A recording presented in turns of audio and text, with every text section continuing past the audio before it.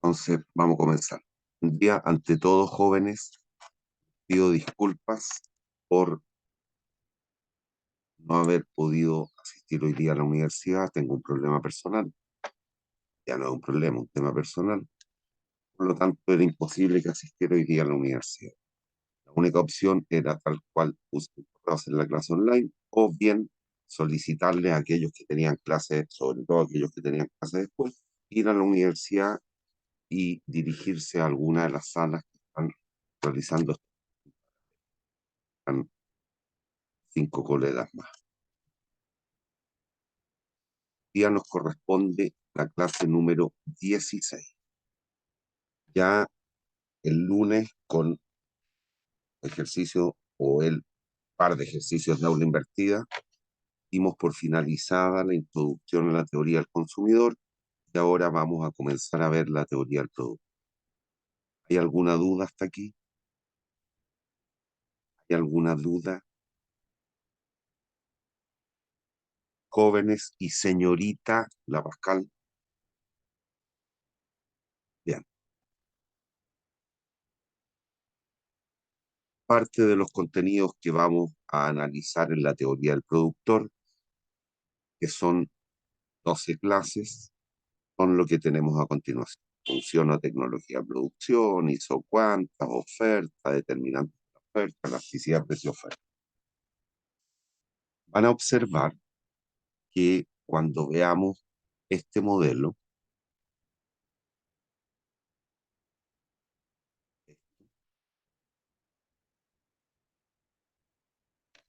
va a estar absolutamente vinculado con lo que hemos visto en la teoría del consumidor. Es decir, el modelo formal para encontrar el óptimo del productor es exactamente análogo a lo que se ha visto en la teoría del consumidor en términos del principio de equimarginalidad, y hay una réplica de dicho modelo, pero se habla de equiproductividad. Van a dar cuenta que matemáticamente, formalmente, es exactamente el mismo modelo, obviamente con los conceptos que iremos viendo a lo largo de la teoría del producto.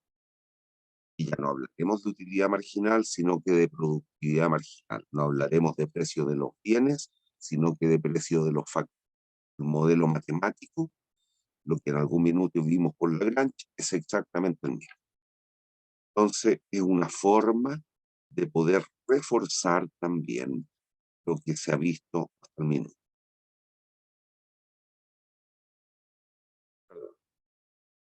Entonces, recuérdense que para llevar a cabo una transacción o relación, la interacción, deben existir a lo menos dos sujetos. El primero de ellos es lo que ya hemos analizado en términos de su proceso decisional y es la teoría del consumidor.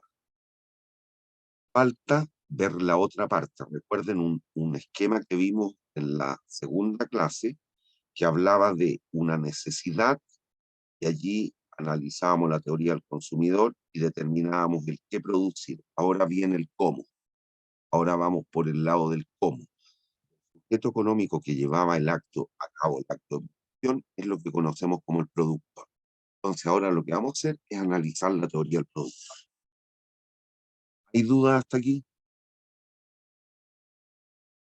¿Hay dudas? Si alguien tuviera el micrófono, por favor, que me conteste.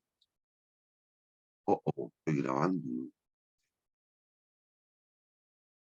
¿Hay No, dudas?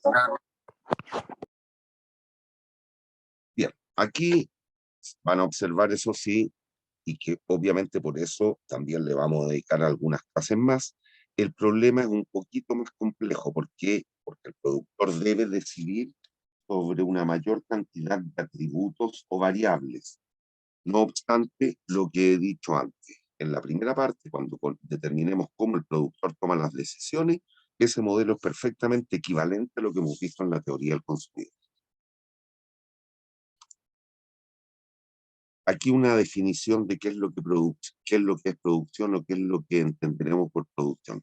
Les pido por favor que lean la lámina, pero nunca olviden, cualquier actividad emprendida por el ser humano podemos interpretarla como un acto de producción. ¿Por qué? Porque va a cambiar algo convirtiéndolo en una cosa diferente. Cuando usted pica la carita y se quiere rascar, tiene una necesidad que es satisfacer el picor o el escozor que tiene en la cara. ¿Qué es lo que tiene que hacer? Se rasca. Ese rasquido lo podemos interpretar como un acto de producción, pues logró satisfacer una cierta necesidad mediante un satisfactor. ¿Cuál? El rasquido de la uña. ¿Me entiende?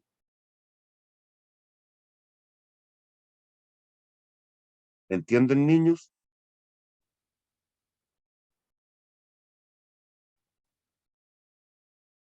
¿Están en huelga de micrófonos caídos?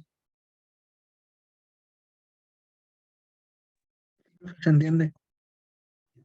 Cualquier cosa que convierta algo en otra cosa diferente, lo podemos interpretar como un acto de producción. No es necesario que ocurra eventualmente un proceso en el cual usted deba manipular algo. No, cualquier cosa.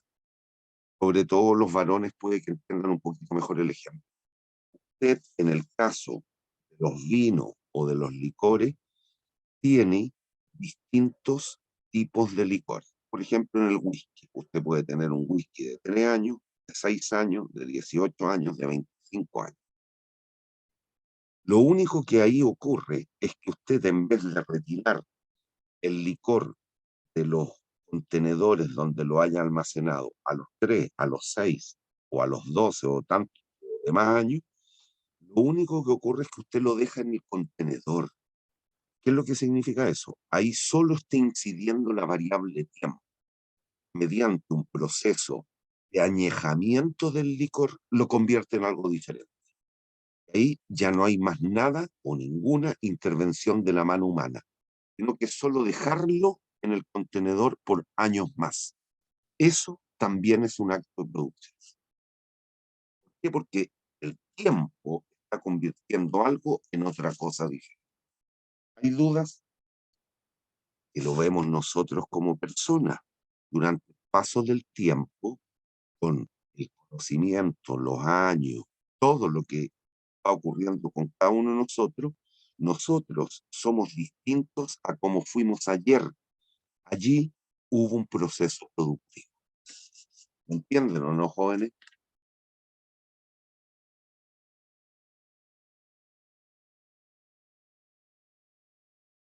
Niños,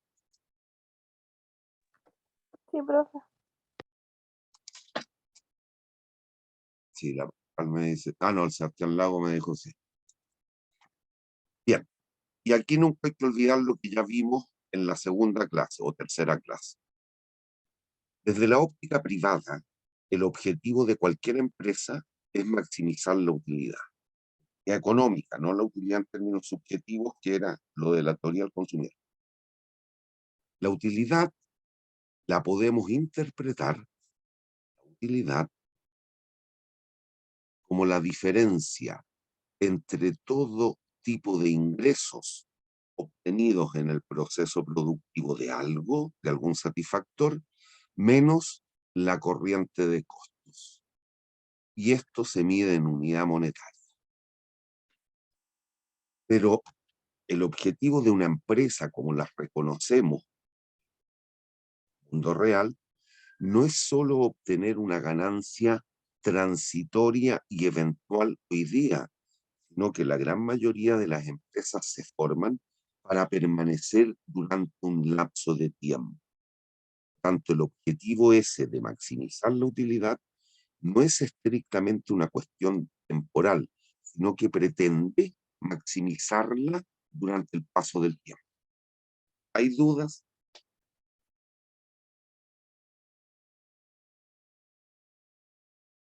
Niños, ¿hay dudas?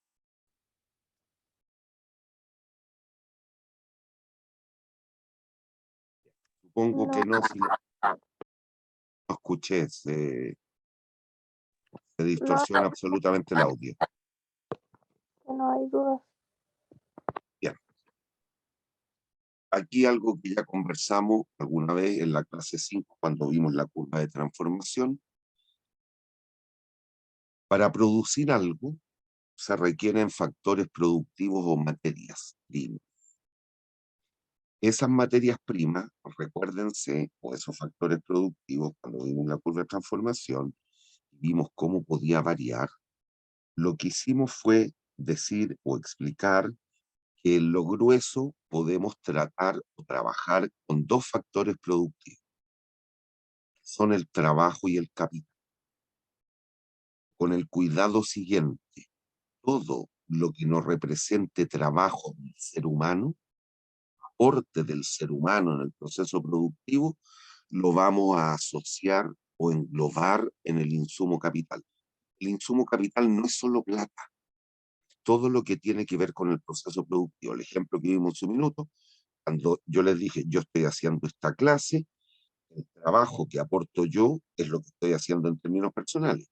Pero para producir ingenieros, que es el proceso productivo en el cual estábamos participando durante la clase, requiero capital. ¿Y cuál era el capital? El sueldo que me paga la USACH, el uso del computador, el data show, el banco, la sala, la infraestructura, etcétera. Todo lo que no fuese el trabajo de la persona, lo englobaremos dentro del insumo capital. ¿Hay dudas? No es solo dinero, a eso me refiero. ¿Hay dudas?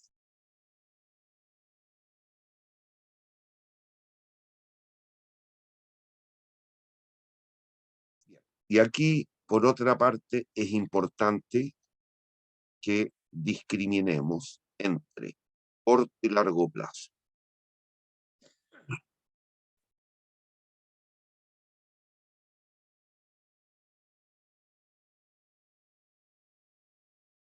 Entenderemos el largo plazo como aquel periodo de tiempo en el cual ambos factores, capital y trabajo, son variables, son cambiantes. Mientras que en el corto plazo, uno de ellos, cualquiera sea el capital o el trabajo, uno de ellos, estamos pensando en dos, capital y trabajo, uno de ellos permanece fijo. Un factor, uno de ellos, puede ser el trabajo o el capital, dependerá del proceso productivo. En el largo plazo, todos los factores productivos son variables. ¿Y por qué? Porque en el largo plazo cualquier empresa se puede ajustar a las condiciones imperantes en los mercados o en el contexto. Mientras que en el corto plazo tenemos alguna limitante que nos coarta la opción de variar, ya sea el capital, que es lo que ocurre las más de las veces, o el trabajo. ¿Me entienden o no, niños?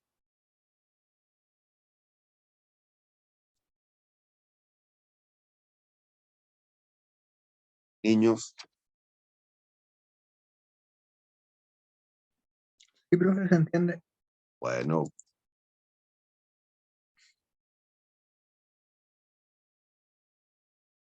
aquí vamos a ver algunos supuestos que tienen que ver con la teoría del producto. Recuerden que el objetivo de la empresa es producir algo que sea capaz de satisfacer necesidades. Entonces, lo que hemos de asumir es lo siguiente: que la empresa, en la medida de sus posibilidades, va a tratar de operar con aquel proceso productivo que sea más eficiente desde la perspectiva u óptica técnica. Si tiene que trabajar con personas de obra, maquinaria, supongan ustedes hay dos procesos productivos, proceso 1, proceso 2. Proceso productivo ocupa una hora hombre, y media hora de maquinaria o tecnología para producir un tipo de zapato. Proceso productivo 2 ocupa la misma hora hombre y 2 horas para producir el mismo zapato que se puede producir con el proceso 1. Perdón, 2 horas de máquina. 2 horas de máquina. Aquí, media hora de maquinaria. Está dentro de sus posibilidades económicas. ¿Con qué tecnología operaría? ¿Con la 1 o con la 2?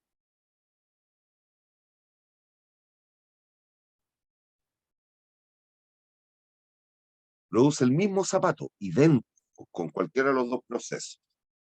¿Con cuál de ellos operaría?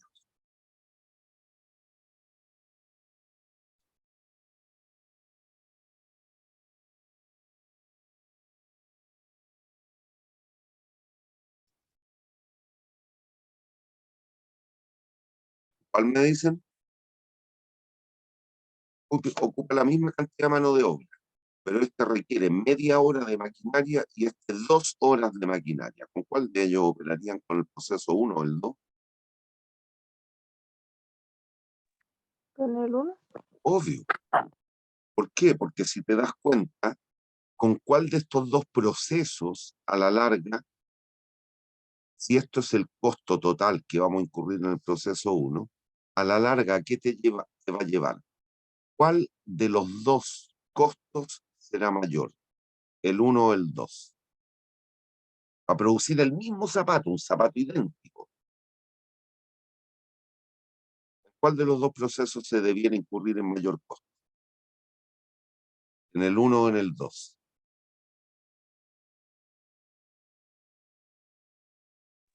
¿El 2? Obvio. Tengo que contratar 2 horas de máquina y aquí solo media hora de máquina. Por lo tanto, ¿dónde va a salir más barato? En el proceso 1. Eso está vinculado con lo que estamos diciendo aquí. La eficiencia técnica tendría que ver con esto. Estoy ocupando una menor cantidad de factores productivos. Y eso a la larga puede redundar en eficiencia económica. ¿Y qué tiene que ver con la eficiencia económica? Que maximicemos el valor del producto, del par de zapatos en el ejemplo que estoy poniendo, por cada peso gastado en insumos. Obviamente, como el costo 1 sería menor que el costo 2, la diferencia entre, o para ese par de zapatos, entre el ingreso que yo tenga y los costos en los cuales voy a incurrir para producirlo, va a ser mayor. Estoy logrando eficiencia económica. ¿Hay dudas? ¿Hay dudas? No, profe. Perdón. Entonces aquí tenemos la función de producción. En general, sabemos que para producir algo, un bien cualquiera, que aquí estamos denotando por Q, que pueden ser zapatos, nieros, casas, televisores, camisas, bebidas, pan, kilos de pan, etcétera. Para producir pan, sabemos que tenemos que ocupar una serie de factores productivos, X1, X2, X3, XE. Aceite, horno, molino, agua, sal, levadura, etcétera. Hay una serie de factores productivos. ¿Qué es lo que vamos a hacer? Vamos a introducir un supuesto simplificador en el cual, por ejemplo, X1 quedará representando el trabajo y desde X2 a XN lo asociaremos en el capital. Estamos separando lo que tenga que ver, por ejemplo, mano de obra, y todo lo que no sea mano de obra lo vamos a englobar en el insumo capital. ¿Y cómo se mide esto? La producción, ¿cómo la mido? Si estoy produciendo zapatos, pares de zapato al mes, pares de zapato al día, pares de zapato al año, unidades físicas por unidad de tiempo. ¿Y cómo mido la contratación de factores? Requiero tener 10 personas al mes, 5 máquinas al mes o al año o al día, a lo que sea. También medimos en unidades físicas por unidad de tiempo. ¿Entienden, niños? Sí. Ya parece que hubo 2 personas que dijeron sí. Si los demás callan, supongo que entendían. Aquí 4 supuestos. 2 supuestos de ellos son conceptuales y 2 son matemáticos. Esto es conceptual Esto es concepto. Perdón, esto es concepto.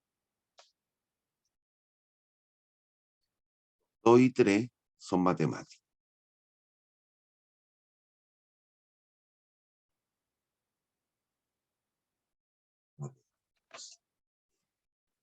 Es la definición que dijimos hace un ratito en términos del plazo económico. En el corto plazo, al menos uno de los insumos está y la tecnología está dada. Sería el capital. Si pensamos en un proceso productivo con dos factores, las más de las veces ha de ocurrir esto, que si bien se requiere capital y trabajo, y aquí recuérdense lo que hicimos en la teoría del consumidor, cuando le poníamos una rayita arriba a los factores en la curva de demanda, decíamos esto está bajo la condición de ceteris paribus, y eso significa que permanece constante. Eso en el corto plazo. En la gran mayoría de los procesos productivos debe ocurrir esto. Eso no obsta para que en un otro proceso productivo usted tenga justo la condición al revés. Usted tiene la tecnología dada y lo que va a ir cambiando es el número de trabajadores. Por ejemplo, en el verano, para cuando tenemos que recolectar las manzanas, las sandías, etcétera, el agro, el sector agrario, es un sector que ocupa mano de obra temporal. Ahí tiene la tecnología dada, pero lo que va contratando es distinta cantidad de personas según la época de la cosecha. Pero las más de las veces, en el mundo real lo que ocurre es esto, la condición tipo 1, pero no obsta que se dé la 2. Y en este caso, el capital permanece fijo en la segunda y el trabajo en el resto. El otro supuesto conceptual es lo que vimos recién. La función de producción presupone eficiencia técnica. ¿Qué significa eso? Que dada la dotación o el uso de factores que estemos empleando, vamos a obtener la máxima producción posible. Eso, reitero, en la medida que la empresa pueda acceder a esa tecnología. O dentro de sus posibilidades va a tratar de escoger la mejor. Ese es el concepto. Y los dos supuestos matemáticos tienen que ver con lo siguiente. Yo, por ejemplo, el 3. ¿Yo puedo contratar menos 5 personas en una empresa? No. ¿Yo puedo producir menos 7 pares de zapatos al mes? No. ¿Qué significa eso? Que el producto y los insumos tienen que tomar valores no negativos. Se definen como cero positivo. Y un segundo supuesto matemático tiene que ver con el supuesto 2. Y es que para que podamos optimizar, recuerde, la función de producción no puede ser lineal. Tiene que tener puntos críticos, ya sea un mínimo o un máximo. Tiene que ser cóncava o convexa. Por lo tanto, tiene que admitir dos derivadas distintas de cero, que es lo que estamos diciendo aquí. La función de producción es derivable con derivadas parciales continuas de primer y segundo orden. Esto nos va a connotar que sea optimista. ¿Hay dudas?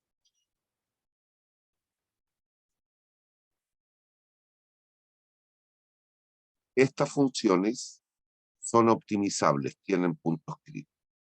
Una función lineal, si bien es derivable, admite solo una derivada. Por lo tanto, no es optimizable. Solo admite primera derivada. El DI a DX, distinto de C. Pero para que sea optimizable, requerimos que admita dos derivadas. Puede ser derivable dos veces. ¿Hay dudas?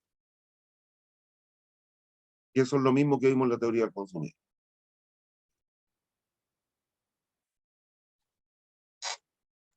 Bien.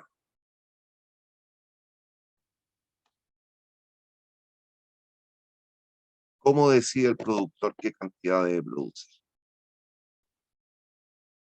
¿En qué creen ustedes se sustenta?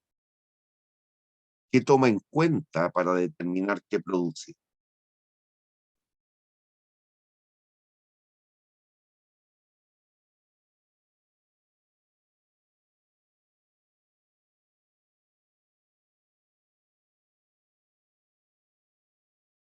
Lo que me pone la Pascal en el chat efectivamente son las necesidades. ¿Y qué significan las necesidades? Recuerden que cuando usted analiza la teoría del consumidor, y en particular las necesidades, usted detecta el qué. Conocido el qué, usted va a determinar el cómo. Por lo tanto, ¿qué es lo que tenemos en cuenta cuando determinamos el qué y el cómo producir? Tiene que ver con la existencia de una demanda insatisfecha, de una demanda insatisfecha. ¿Me entienden o no? Niños, Sí, niños, ¿entienden? ¿Usted produciría algo que nadie desea? ¿Sería racional? ¿Sería lógico? Parece que la Pascal es la única que está participando. Me pone no en el chat. Obvio. ¿Cuándo usted va a darse cuenta que puede ser interesante participar de un proceso productivo? Cuando detecte que hay una cierta demanda satisfecha.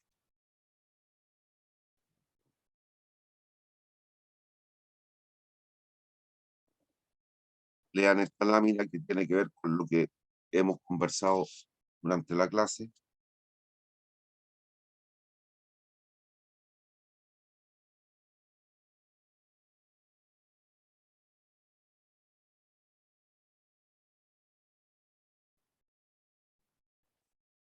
Y nunca deje de recordar cuando discernimos entre bienes de consumo intermedio, bienes de consumo final, para producir pan. El objetivo es producir pan. ¿Qué requiero contratar? Personas, gente que haga el pan. Pero también requerimos capital en general, que era, si se acuerdan, el horno, el lápiz muy mal, que requieren el horno y el molino, por ejemplo. Y materias primas, harina, la sal, levadura, etc. Pero ocurre, según lo que hemos dicho hace un ratito, que estos dos los vamos a juntar. Y vamos a decir, en cualquier proceso productivo se requiere, esos dos los vamos a juntar en capital y este va a ser él. ¿Hay dudas?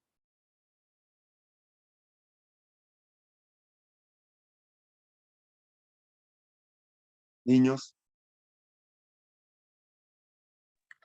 no, profe. ah, además estamos diciendo lo mismo, que el capital, perdón, la producción nos va a vincular, la producción nos va a vincular a través de una función F, un transformador F, el uso de los factores productivos capital y trabajo. ¿Y qué es lo que vamos a tratar de hacer? El objetivo de la empresa, ¿cuál va a ser? En primera instancia, tratar de maximizar el producto, lo que es capaz de producir, la cantidad de panes de zapato al mes, dada la dotación que tiene de capital y de trabajo. ¿Hay dudas?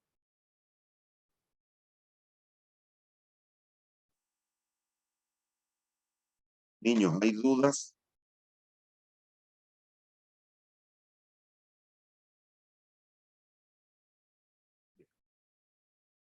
Seguramente, no, Vicente Acevedo ahora contestó. No, supongo que no tienen dudas. Si tienen dudas, díganme.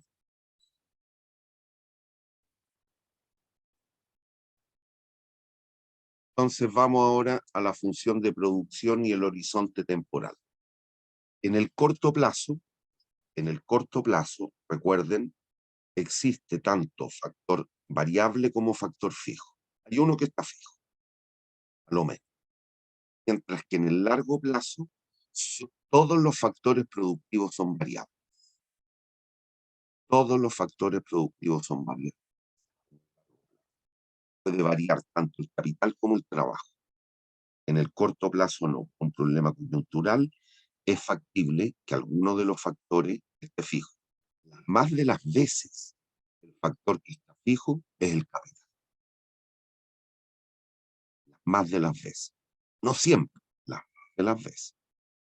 En general, es el factor con el corto. ¿Y qué va a ocurrir? Algo como lo sigue. Déjenme ver una cosa.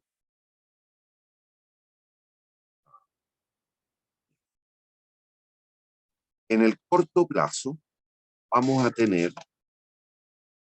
a poder inferir que la función de producción tiene más o menos este comportamiento, como tenemos en el gráfico 1, en el gráfico de la izquierda. En el gráfico. Luego, en el largo plazo, si se dan cuenta, aquí estamos trabajando en 3 dimensiones, tanto vamos a tener como factores de trabajo, pero ambos van a ser variables. Esta va a ser una situación de largo plazo. ¿Qué es lo que vamos a comenzar a ver en las clases sucesivas? Aquí corto plazo, al menos un factor fijo. Acá ambos son variables. Las más de las veces va a ser algo así. El capital va a estar bajo la condición de ceteris. Y en este otro caso, ambos factores productivos son variables. No hay factor fijo. ¿Siguen hasta ahí?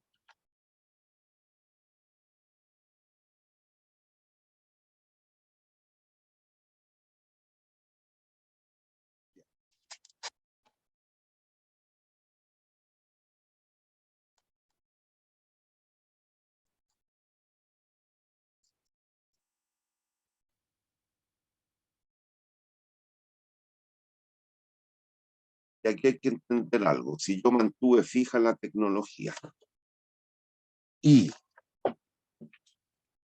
esta cambia, lo que va a ocurrir es que los niveles de producción que se puedan obtener van a cambiar. Puede ser un cambio favorable o un cambio desfavorable. Esto está vinculado con la curva de transformación, con la frontera de posibilidades de producción. Podemos pensar desde la lógica, desde la racionalidad, desde la abstracción teórica, que es lo que hace la economía, que si hay un mejoramiento tecnológico, los volúmenes de producción aumentarán. Con el mismo uso de factores productivos, si estoy adscribiendo una mejor tecnología, voy a ser capaz de producir más. Caso contrario, si la tecnología comienza a empeorar, a decaer, a quedar obsoleta, voy a ser cada vez menos eficiente, por lo tanto voy a ser capaz de producir menos. ¿Hay dudas?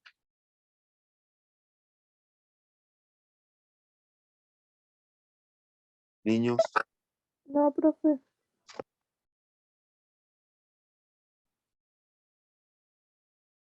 ¿y eso qué podría indicar? Algo como lo siguiente.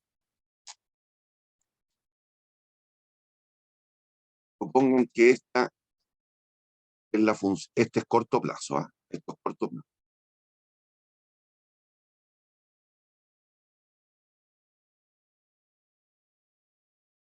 Lo que está, y es una función entonces de este tipo, el trabajo es variable y el capital está fijo. ¿Por qué? Porque la tecnología está metida aquí en el insumo capital. La tecnología está fija, está dada. Y supongan que puedo obtener, al ir ocupando una persona, 2 personas, 3 personas en el eje X, 4 personas, 5 personas y así sucesivamente, voy a ir siendo capaz de producir algo. Lo voy leyendo aquí en el eje, la producción. Si ocupo 2 personas, produzco eso, si ocupo 3, eso, si ocupo 4, etc. Y vamos a tener una función como esta. Esta es la función inicial. Si hay un mejoramiento tecnológico, Eso significa que voy a ser capaz de producir más o menos contratando la misma cantidad de personas. Voy a ser capaz de producir más. Y la función de producción podría cambiar, por ejemplo, con la misma cantidad de personas, yo ahora voy a ser capaz de producir más o menos. Más. ¿Eso se entiende?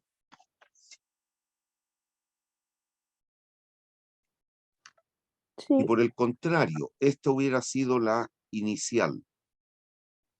Y hay un gran terremoto, supongo usted. Y muchas empresas colapsan las instalaciones, por lo tanto la tecnología queda inservible. En el ciclo siguiente voy a ser capaz de producir más o menos. Menos. Por lo tanto, la función de producción se movería para Abajo. abajo, hacia abajo. ¿Hay dudas? ¿Hay dudas, niños? ¿Hay dudas? Pongo que no, porque aquí, ¿qué les dice a su juicio esta sentencia? ¿Se puede comparar la función de producción de trigo de una empresa japonesa y una empresa chilena? ¿Qué le dice a su juicio?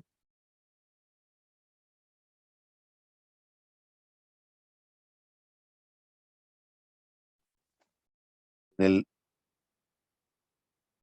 vulgo, en el colectivo, en el imaginario, ¿quiénes nosotros creemos son más eficientes, tienen una mejor dotación tecnológica, Japón o Chile?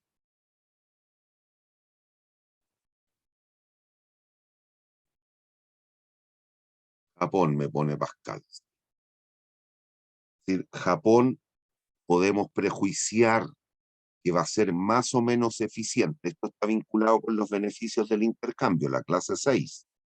¿Quiénes podemos prejuiciar va a ser más eficiente? ¿Japón o Chile? Japón. Por lo tanto, ¿serán comparables lo que son capaces de producir Japón y Chile de trigo? No, me pone la obvio. Y aquí dos atributos que vamos a comenzar a analizar el día viernes son la concepción o conceptualización del producto medio y el producto marginal. El producto medio y la sub L, como estamos en corto plazo, reitero, estamos en este tipo de proceso, según lo que estamos describiendo en la lámina. El capital está fijo. Entonces, ¿qué es lo que calculo? El producto medio del trabajo. ¿Y cómo? ¿Cómo? Si fuese el capital el variable, lo hacemos al revés, producto medio del capital. Pero en este proceso productivo es esto. El trabajo es variable y el capital es fijo. ¿Cómo calculo el producto medio del trabajo? Como el producto total, la producción total, partido por la cantidad del factor trabajo. Que puede ser K o L, pero dado que me estoy poniendo el subíndice L, significa que el capital está fijo. Pero podría ser del capital, claro. En la generalidad de los casos, Q partido por L. Si el capital fuese el variable y el trabajo el fijo, calculo el producto medio del capital,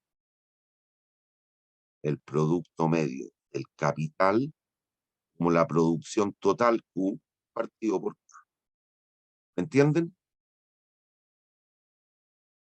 Y el otro concepto importante es el de producto marginal. ¿Qué es lo que es el producto marginal?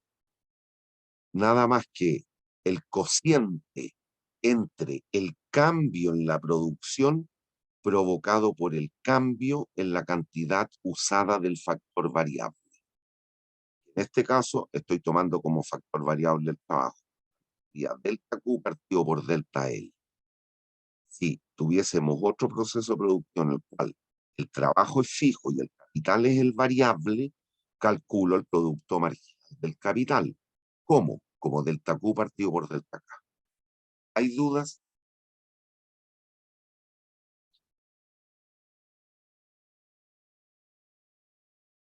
Niños, ¿hay dudas? No.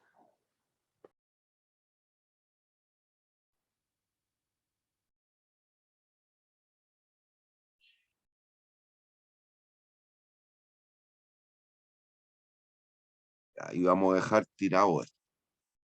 Tirado, digo, en términos de explicado este gráfico.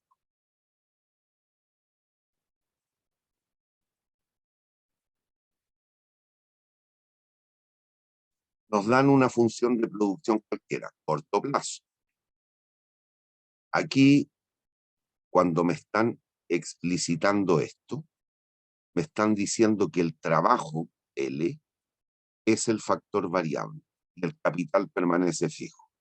Si usted tiene un sistema productivo en el cual tiene tecnología, tiene instalaciones, tiene un galpón, tiene todo, pero si a ese, y se requieren trabajadores, si a ese sistema productivo usted no le introduce ningún trabajador, ¿cuánto va a ser capaz de producir? Dado que nadie puede operar las máquinas, o nadie va a operar las máquinas.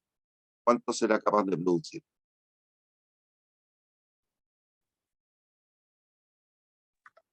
Cero. Cero. Supongan, introducen en este sistema un primer trabajador, Luis. Luis, trabajando solito, es capaz de producir una unidad. ¿Me siguen? Sí. Al segundo ciclo productivo meto un segundo trabajador, José. ¿Qué es lo que ocurre? Trabajando los dos, Luis y José, son capaces de producir 3 unidades. ¿Entiende? Colocamos un tercer trabajador, Pedro. Entre los 3 son capaces de producir 6 y así sucesivamente.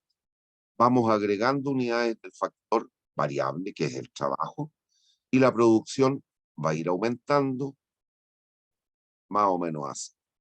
¿Me sigue?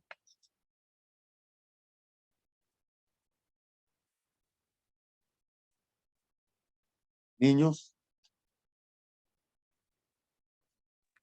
Sí, profe. Y entonces vamos calculando. Aquí nos dan el producto total y lo que hacemos ahora es calcular el producto medio del trabajo. ¿Qué es lo que es el producto medio? Esto es Q. Esto es producto marginal del trabajo. Y esto es producto medio del trabajo. Esto es Q partido por L. Aquí Q partido por L, 0 partido por 0 no está definido. ¿Hay dudas? Luego,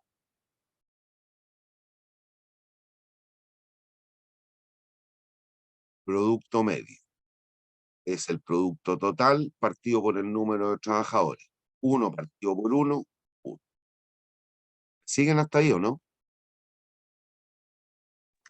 Sí. Luego, producto total 3 partido por 2, 1,5.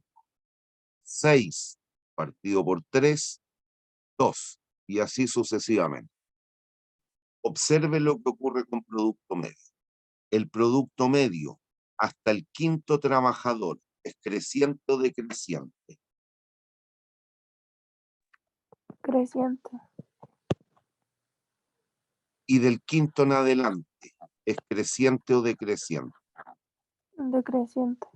Entonces, si yo grafico la función producto medio, présteme atención al mono 2, al de abajo, el producto medio es creciente, alcanza un máximo más o menos ahí con el quinto trabajador y de allí en adelante comienza a disminuir.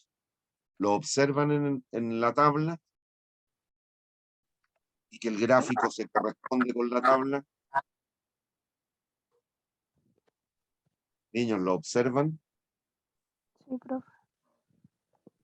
Bien. Vamos con el marginal.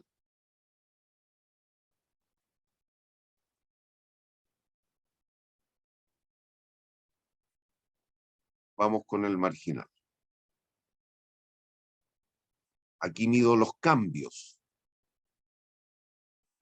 Al pasar de 0 a un trabajador, ¿cuánto cambia? Producto marginal es delta Q partido por delta L. Al pasar de 0 a un trabajador, ¿cuánto cambia el producto? Ahí, ¿cuánto cambia? 2 De 0 a 1. a 1. ¿Cuánto cambia el número de trabajadores? 1. 1 partido por 1. 1. Cuando pasamos de 1 a 2 trabajadores, ¿cuánto cambia el producto? 2. ¿Cuánto cambia el número de trabajadores? 1. 2 partido por 1. 2. Cuando pasamos de 2 a 3 trabajadores, ¿cuánto cambia el producto? 3. ¿Cuánto cambia el número de trabajadores? 1. 3 partido por 1. Y así sucesivamente.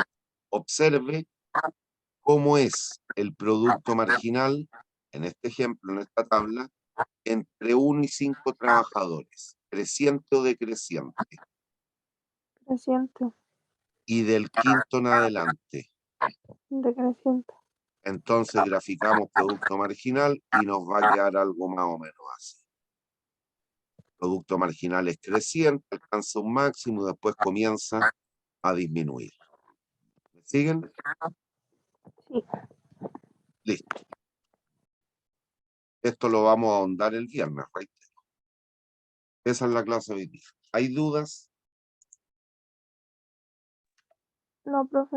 ¿Hay dudas? No, profe. Dígame. Alguien parece que me dijo profe, pero no escuché nada más. Dije, no, profe. Ah, No hay duda. ¿hay dudas? Niños, ¿hay dudas?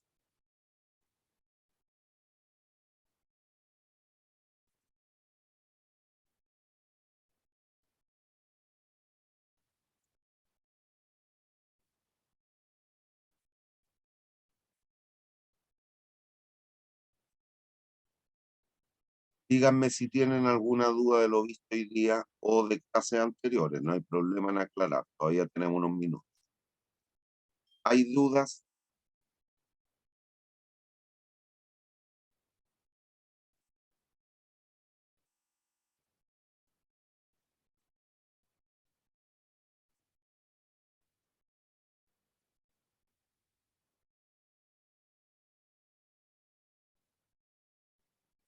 Bien, si no tienen dudas, llegamos hasta aquí hoy día.